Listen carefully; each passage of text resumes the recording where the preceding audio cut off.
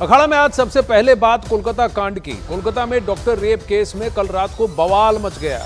उसे लेकर कई सवाल भी अभी खड़े हो रहे हैं। सवाल ये उठ रहे हैं कि आधी रात को राजधानी कोलकाता के एक बड़े अस्पताल, जहां चंद रोज पहले रेप की जघन्य वारदात हुई, जहां सॉलिड पुलिस का बंदोबस्त था और वहां पर अभी भी प्रोटेस्ट चल रहा है, वहां अचानक करीब 5000 लोगों की भीड़ पहुंच कैसे गई। आज प्रदर्शन कर रहे डॉक्टरों ने बवाल को लेकर गवर्नर से मुलाकात की और उन्हें न्याय का भरोसा भी दिया।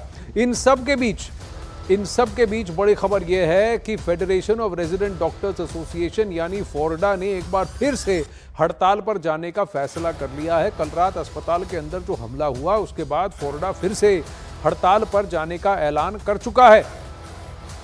अब कल रात जब कोलकाता के आरजी कर अस्पताल में डॉक्टर अपनी साथी डॉक्टर के लिए न्याय की मांग को लेकर धरने पर बैठे हुए थे, तो उस वक्त अचानक से अस्पताल में हजारों लोगों की भीड़ घुस गई और फिर चारों तरफ तोड़फोड़ शुरू हो गई।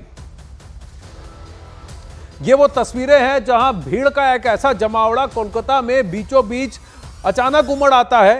पुलिस को कोई खबर नहीं, पुलिस बिना एक्शन के वहां हाथ पर हाथ धरे खड़ी रहती है और उसके बाद जब बवाल कटता है, इमरजेंसी रूम की तोड़फोड़ होती है, प्रदर्शनकारियों के वहां मंच को तोड़ दिया जाता है, उनको वहां पर चोट पहुंचाई जाती है। उसके बाद पुलिस हरकत में आती है और फिर कई पुलिसकर्मी भी चोटिल हो जाते हैं। लेकिन अभी फिलहाल जैसे ये तस्वीरें आपको दिखा रहे हैं कि ये देर रात को हुआ है।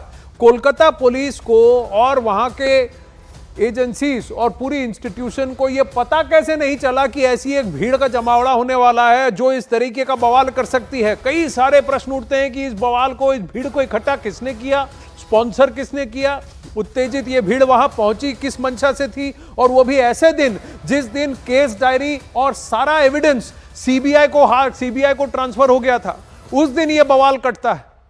और प्रश्न अब ये उठ रहे हैं क्योंकि अब वहां के जो प्रदर्शन करने वाले और प्रोटेस्ट करने वाले डॉक्टर्स थे, वो डॉक्टर्स अब आरजी कर के प्रिंसिपल को घेर कर खड़े हैं। इस वक्त की ये खबर है, घेर कर ये खड़े हैं कि अभी तक आपने कल जो आए वहां पर गुंडे मवाली 5000 की ये जो भीड़ आई, इनके खिलाफ आपने एफआईआर दर्ज नहीं कराई है। इस बात पर भी बवाल कटा है कि ये कौन है, इनको वहां किस मंशा से भेजा गया और क्यों भेजा गया और पुलिस को इसकी भनक तक क्यों नहीं लगी।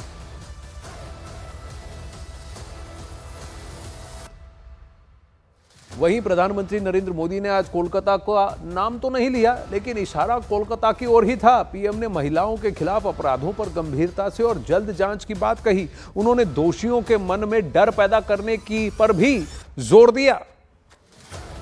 लाल किले से फिर बार एक अपनी पीड़ा व्यक्त करना चाहता हूं।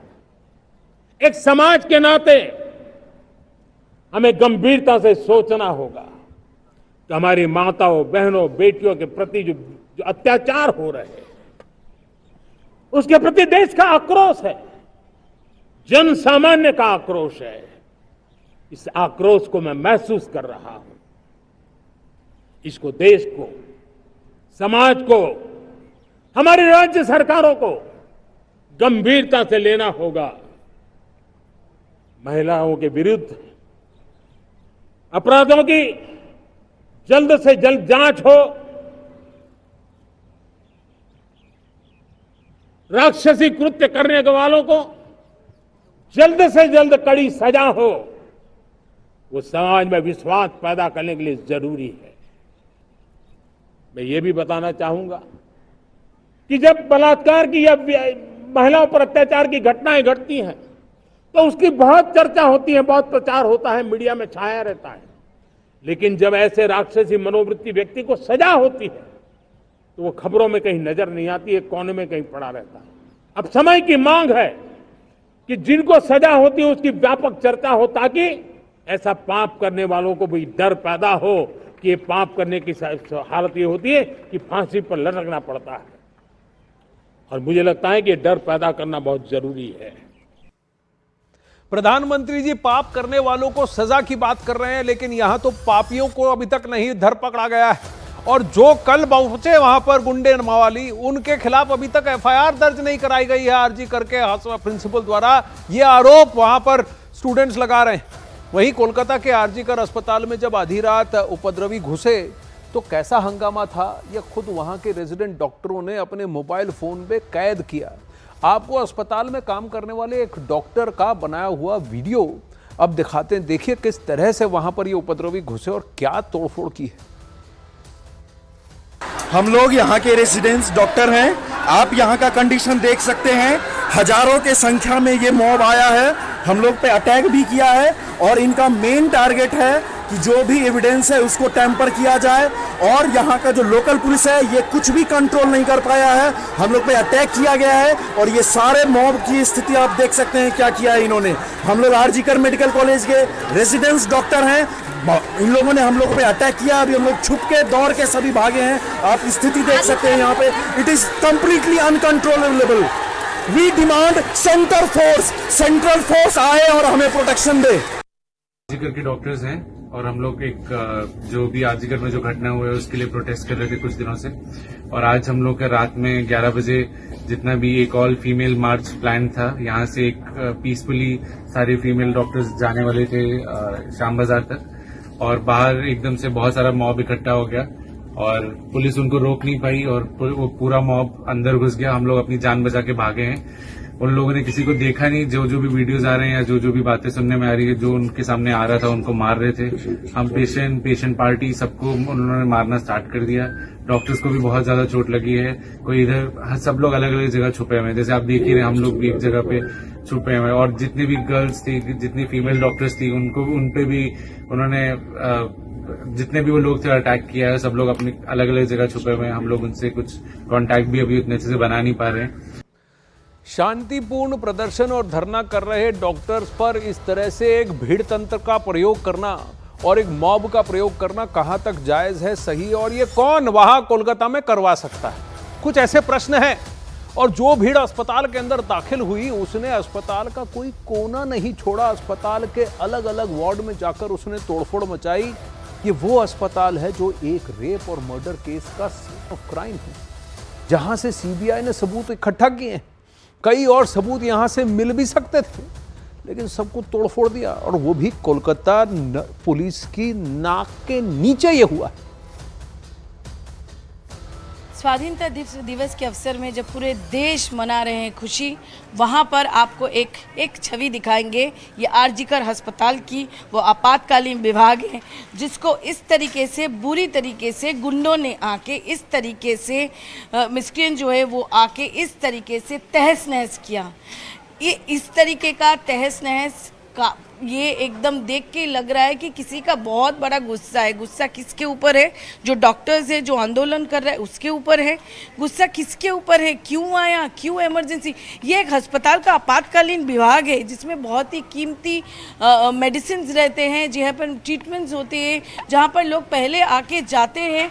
वहाँ का ये हाल अब देखिए। सारे जो मेडिसिन है वो इस तरीके से गिरा हुआ पड़ा हुआ है और पूरी जगह पे तहस नहस, मानो एकदम कहर बरपा है यहाँ पे, जिसका कोई जवाब नहीं है कि कौन किया। 15 पुलिस के कर्मी वो घायल हुए, 9 लोगों को अरेस्ट किया गया है। देखिए बहुत ही कीमती ये सारे दवाई है, ये सारे चीज़ें हैं जिससे लोगों की जान बचाई जाती है। यहाँ पे जो ये आंदोलन जो डॉक्टर्स कर रहे थे, जूनियर डॉक्टर, उनकी मांग गलत था, ये किसी ने नहीं बोला। उनका जो मांग था, उनका अपना जो बहन, उनका अपना जो सहयोगी, उनका बहुत ही ख़राब तरीके से बलात्कार करके हत्या किया गया है। क्या इसके ऊपर सवाल उठाना ही इन लोगों को पसंद नहीं था? क्या हुआ आखिरकार कि ऐसा हाल हो गया कि इस तरीके से बुरी तरीके से तहस नहस किया गया है, मानो किसी ने तांडव रचाया होगा यहाँ पे। ये मंजर एक स्वाधीनता के दिवस के अवसर पे जब पूरा देश मना रहे हैं खुशी, वहाँ पे शायद एक बहुत बड़ा सवाल है कि ऐसा क्यों हुआ। कोलकाता में कल रात जो हुआ उसे लेकर पुलिस प्रशासन और कानून व्यवस्था पर कई सारे प्रश्न भी उठ रहे हैं। पहला सवाल यह है कि सीबीआई के पास मामला जाते ही अस्पताल पर हमला कैसे हो गया? इससे पहले तो मामले की जांच पुलिस कर रही थी, तब तो ऐसी भीड़ अस्पताल पर धावा बोलने के लिए नहीं पहुंची। सीबीआई के पास मामला जाते ही अस्पताल पर हमला कैसे हो गया? सवाल यह भी है कि तोड़फोड़ की आड़ में सबूतों को नष्ट तो नहीं किया गया? बड़ा प्रश्न यह भी है कि डॉक्टरों के आंदोलन को बदनाम करने की कोशिश क्या जानबूझकर की गई, क्योंकि लोग अब तक यहां ये ही जान रहे थे कि रेप केस में डॉक्टर्स का आंदोलन हो रहा है और डॉक्टरों के नाम पर यह उपद्रव करने की कोशिश की गई। सवाल यह भी है कि 5000 की भीड़ अस्पताल में घुसी तो पुलिस ने क्यों नहीं रोका और पुलिस भाप क्यों नहीं सकी कि इतनी भीड़ इकट्ठा हो रही है और भी कोलकाता में। अब देखिए, इसमें बहुत सारे प्रश्न उठते हैं, बहुत सारे एस्पेक्ट्स हैं। अब उपद्रवियों का टारगेट सिर्फ अस्पताल परिसर नहीं था, बल्कि वो मेडिकल स्टूडेंट और रेजिडेंट डॉक्टर भी थे जो अपने साथी के लिए पिछले कई दिनों से प्रदर्शन कर रहे थे। इन प्रदर्शनकारी डॉक्टरों के मंच को भी उपद्रवियों ने एक बहुत बड़ा भीड़ आ गया। उन लोगों से हम लोग रिक्वेस्ट करते रहे कि आप लोग आपका जो रैली हो कीजिए, अगर आपका कोई रैली है तो कीजिए, आप लोग सामने चलते जाइए, यहाँ पर घुसने का कोशिश मत कीजिए क्योंकि यहाँ पर महिला डॉक्टर हैं।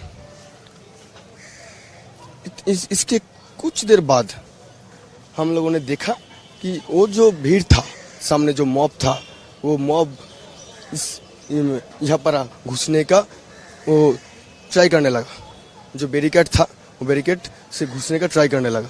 उसके बाद वो मॉब बहुत वायलेंट हो गया। वो मॉब अंदर आने का बहुत कोशिश कर रहा था। हम लोग वहाँ पर रिक्वेस्ट कर रहे थे रोकने की और पुलिस को लगातार रिक्वेस्ट कर रहे थे कि आप और ज़्यादा फोर्स डिप्लॉय कीजिए, और ज़्यादा फोर्स लाइए। डीसी को फ़ोन कर रहे थे लेकिन वो फ़ोन नहीं उठा रहे थे। कोलकाता में आधी रात को जो उपद्रव हुआ उसे लेकर राजनीति भी तेज हो गई है। टीएमसी जहां इसे दुर्भाग्यपूर्ण बता रही है, वहीं बीजेपी और कांग्रेस इसके लिए तृणमूल कांग्रेस की सरकार को दोषी बता रही। तो आंदोलन करार जन्य मुमूर्षु रोगी ट्रिटमेंट ना करा এবং আন্দোলনের নামে যদি সরকারি হাসপাতালের জিনিসপত্র ইমার্জেন্সি ভাঙচুর হয়, এটা অত্যন্ত দুর্ভাগ্যের এবং এটা অত্যন্ত নিন্দনীয়। मेडिकल कॉलेज के अंदर घुस के तोड़फोड़ किया, डॉक्टरों को मारा, नर्सों को रेप करने की हुमकी उधर दिया गया, रेप करने की धमकी दी गई और पुलिस चुपचाप बैठी रही। पुलिस खुद जाके बाथरूम में छुप गई। पूरी तरीके से दर्शाता है कि Mamata Banerjee has failed to maintain the law and order in Kolkata. अगर कोई राज्य सरकार अपने कैपिटल में लॉ एंड ऑर्डर को मेंटेन नहीं कर पा रही है तो उस राज्य सरकार को कोई मोरल राइट नहीं है कि सरकार सत्ते पे बने रहे। मुझे लगता है कोलकाता में जो सबसे पहले उस डॉक्टर के साथ हुआ, उसने एक बहुत बड़ा सवाल खड़ा कर दिया है कि इस देश की आधी आबादी जो महिलाएं हैं वो कहाँ सुरक्षित है। खेत में काम करने वाली मजदूर औरत नहीं सुरक्षित है। सड़क पे निकल जाओ तो कहो आपके कपड़ों की वजह से आपका रेप हो गया। पढ़ लिख के डॉक्टर बन जाओ तो आपका एक दरिंदा आके वहां पर रेप कर देता है, और रेप नहीं करता, ऐसी वहशियत, ऐसी हैवानगी करता है कि आपकी रूह कांप जाती है। तो ये देश में महिलाओं के साथ क्या हो रहा है, पहला सवाल ये उठेगा। दूसरा सवाल जो मेरे नेता ने उठाया कि आपको ये सवाल का जवाब देना पड़ेगा कि लोकल एडमिनिस्ट्रेशन ने क्यों लीपापोती की कोशिश करी। और तीसरी बड़ी बात जो हमने कल देखा, जो वायलेंस देखा, वो किसी चीज का आंसर नहीं है।